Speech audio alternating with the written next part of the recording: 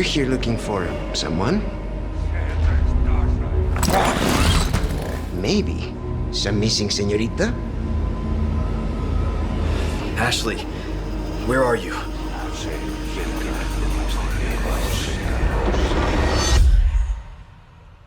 Your soul requires cleansing. Ashley Graham, are you in here? Just let me go. Listen. I'm hearing the president's orders and What is that? What do we do? The lost lambs are escaping. we need to go. I'm gonna get you home safe. You can stop right there. Ada, who are you? And what are you doing here? My faithful disciple will show her the path. Ashley, run! The entire world shall overflow with his grace. What's happening to me? Now, abandon your body. Leave the girl. She's lost no matter what. Now that he has chosen death. Oh, you gotta be kidding me.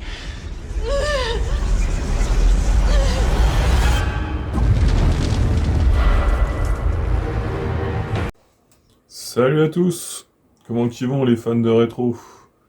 Vous êtes bien sur Rétro Solide les amis, et aujourd'hui on va parler d'un jeu que j'ai fini il y a quelques temps, mais j'avais envie d'en faire une review, du Resident Evil 4 Remake. Alors là oui, vous le voyez derrière, c'est pas le remake qui tourne, c'est bien la version PlayStation 2. Allez, on en parle après le générique.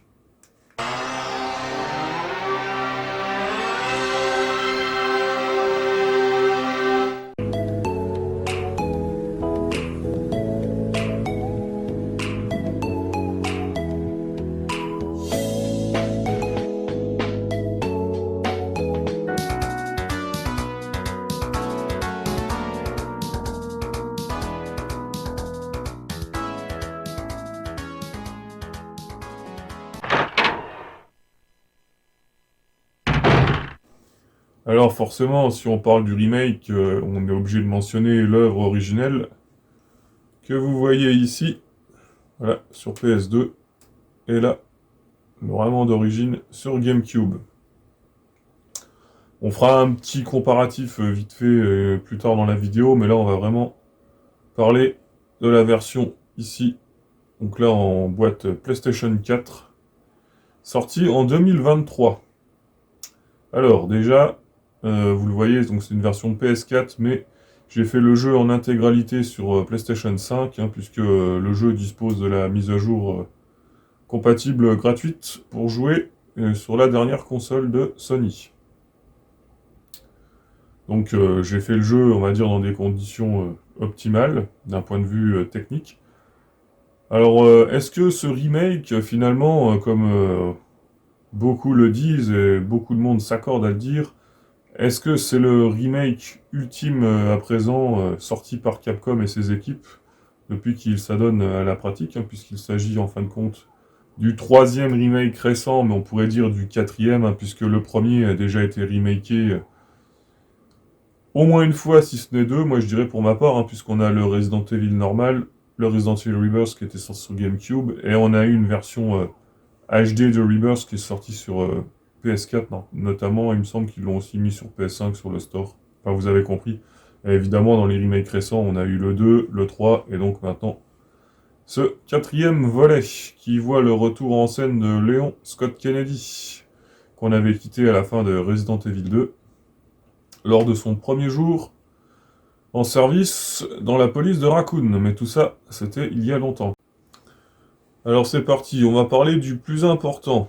Le scénario. Eh oui, puisque il s'agit d'un remake, et donc les développeurs essaient forcément de rester fidèles à l'œuvre d'origine, mais ils s'autorisent quelques encartades, si je puis dire, en ajoutant ou en supprimant des passages du jeu d'origine pour redonner un peu de neuf, on va dire, à cette nouvelle version, pour un peu tromper les joueurs expérimentés qui ont connu le jeu à l'époque dans ses différentes versions. Et donc de ce point de vue-là, je dois bien l'admettre, c'est vraiment une grande réussite. Je vais m'expliquer. Alors, le jeu de 2023 n'est pas seulement une refonte graphique du jeu de 2005, il a été retravaillé sur deux pans, je dirais. Donc son histoire, évidemment, l'histoire dans sa globalité, elle change pas, c'est l'histoire du 4, hein. Léon qui se rend dans un coin perdu au fin fond de l'Espagne et qui découvre Las Plagas, hein, et ces personnages emblématiques dont ce fameux Osmond Sandler, hein, qui est l'antagoniste principal du jeu. Donc ça change pas. Par contre, ce qui est bien, c'est qu'ils ont gardé les scènes cultes pour la plupart, ils les ont vraiment bien retravaillées et sublimées. Mais ils ont aussi vraiment coupé des pans complets. Notamment un pan, je sais que chez les puristes, ça avait fait jaser, de l'histoire, notamment un combat contre un boss que l'on rencontre dans le jeu d'origine de manière très avancée, puisque ça se déroule, on va dire, dans le dernier tiers de l'aventure. Et en fait, ce combat et ce passage-là a été tout bonnement supprimé de l'aventure. Mais il apparaît sous une autre forme, je vais l'expliquer après, mais pas dans l'aventure principale, vous aurez compris. Il y a 3 lettres magiques qui s'appellent DLC. Ça, on y viendra après. Donc, comme je disais, le scénario, je trouve, il a été plutôt respecté par rapport à l'œuvre d'origine. Ils ont essayé de faire un peu de la nouveauté, entre guillemets, tout en gardant forcément le principal. Et de ce point de vue-là, je trouve que le jeu s'en sort plutôt bien. L'histoire, voilà, elle se fait bien. Donc ça, pour moi, c'était un bon point. Ensuite, d'un point de vue technique, alors là, pour le coup, ouais, le jeu est vraiment aux petits oignons, hein, que ce soit visuel, des animations et tout. J'ai beaucoup aimé, je trouve qu'il a eu beaucoup de soins apportés, sachant que je trouve que donc celui que vous voyez tourner derrière, là, il a vieilli, c'est le moins qu'on puisse dire. Et j'y avais rejoué il y a quelques temps, et ouais, vraiment, je trouve que si vous y rejouez dans des conditions d'origine, c'est un peu dur, hein. Il a vraiment un aspect un peu baveux, terne sur l'écran, et je trouve, voilà, je trouve qu'il a pris une claque. Donc là, de ce point de vue-là, c'était vraiment le bienvenu, hein, que ce soit les effets d'ombre, lumière et tout, c'est vraiment bien réalisé, donc là-dessus, pareil, un gros point positif. Le gameplay, honnêtement, rien de choquant, on retrouve vite les commandes de Léon. On a quelques features qui ont été améliorées, notamment avec la DualSense, hein, puisqu'on a le haut-parleur intégré dans la manette, donc on peut avoir directement notre contact qui nous parle à travers le haut-parleur de la manette et différents bruitages qui passent par là, donc ça renforce l'immersion, et c'est bien, au moins ils utilisent les features du pad PlayStation 5. Donc ça, c'est top. Encore une fois, après, comme je dis, le gameplay n'a pas très évolué, on a toujours les attaques de mêlée, hein, que l'on peut effectuer. J'évoquais donc au début de la vidéo qu'un combat de boss en particulier et un pan de l'histoire avait été supprimé de l'histoire principale. Et en fait, Capcom a voulu revisiter complètement son mode alternatif, le Separate Ways, qui est malheureusement dans cette version 2023 vendue séparément en DLC sur le store, à moins que vous ayez pu à l'époque acheter la version Deluxe, je crois que c'est comme ça qu'ils l'ont appelé, où le mode était inclus dedans, sachant que à l'époque sur PlayStation 2 il était directement inclus dans le jeu, mais bon, faut vivre avec son temps à ce qui paraît.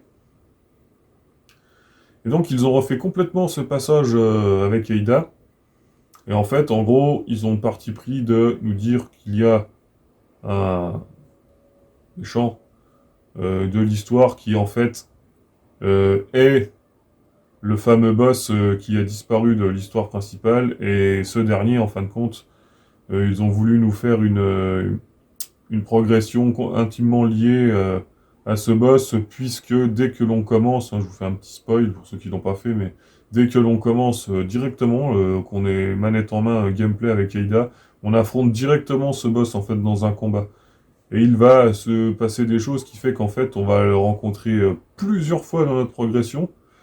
Et moi j'ai trouvé ça un peu redondant au fil de la progression, et je l'ai trouvé aussi, entre guillemets, assez balèze. Peut-être que j'ai mal joué mon aventure, mais en tout cas il m'a coûté très cher en stuff. Et en fait le DLC je l'ai un peu lâché à cause de ça, car en fait j'ai bien avancé dedans, et je suis arrivé en fait au combat final contre ce boss dans le DLC, et au final bah, j'ai pas de stuff. Donc ça me frustre un peu, et j'ai laissé de côté. C'est l'aspect un peu répétitif de l'affronter au moins 3 ou 4 fois avant d'arriver au combat final dans un laps de temps vraiment limite, qui m'a un peu rebuté. Donc voilà, j'essaierai de le reprendre ultérieurement, au moins de le finir. Mais voilà, c'était un peu frustrant. Par contre, l'aventure principale, j'y ai vraiment pris beaucoup de plaisir. Mention spéciale aux développeurs et au fameux passage des Régénérateurs. C'est ultra stressant, hein, le passage quand on arrive, hein. Si vous avez fait le jeu, vous savez pourquoi. Et d'ailleurs, le petit tricks là de les faire courir comme des Usain Bolt, franchement, c'était bien vicieux ça. Mais bon, ça fait partie, au moins ça ajoute un peu de piment dans l'aventure. Donc, est-ce que finalement ce remake, il est mieux que l'original? Bah, en fin de compte, c'est subjectif. Je dis souvent, dans un remake quel qu'il soit, il sera toujours inférieur à l'œuvre d'origine, puisque il s'inspire de l'œuvre d'origine. Et l'œuvre originale, il a bien fallu la concevoir, et ça a demandé beaucoup plus de réflexion, de travail, etc. Donc moi, je dis toujours, je vais toujours privilégier l'œuvre originale. Mais pour une fois, il faut une exception qui confirme la règle, et ce Resident Evil 4 remake, du coup, pour ma part, ouais, je le trouve mieux que le jeu d'origine, sachant que, encore une fois, c'est subjectif, c'est un petit bémol. Moi, le jeu d'origine, quand il est sorti, je l'ai fait, et j'avais moyennement accroché. Je rappelle que c'était la révolution dans la série Resident Evil, hein, puisque ça devenait le premier jeu, entre guillemets, action, survival horror, hein, avec la caméra à l'épaule. Et j'étais encore beaucoup attaché à l'ancienne formule des caméras fixes et plans 3D précalculés. Et j'avais eu beaucoup de mal à apprécier cet épisode, vraiment. Et là, en fin de compte, celui-ci sort bien longtemps après, hein. J'ai eu le temps de digérer la pilule et la formule. Et forcément, avec les standards d'aujourd'hui, d'un point de vue visuel et technique, je trouve que c'est beaucoup mieux passé.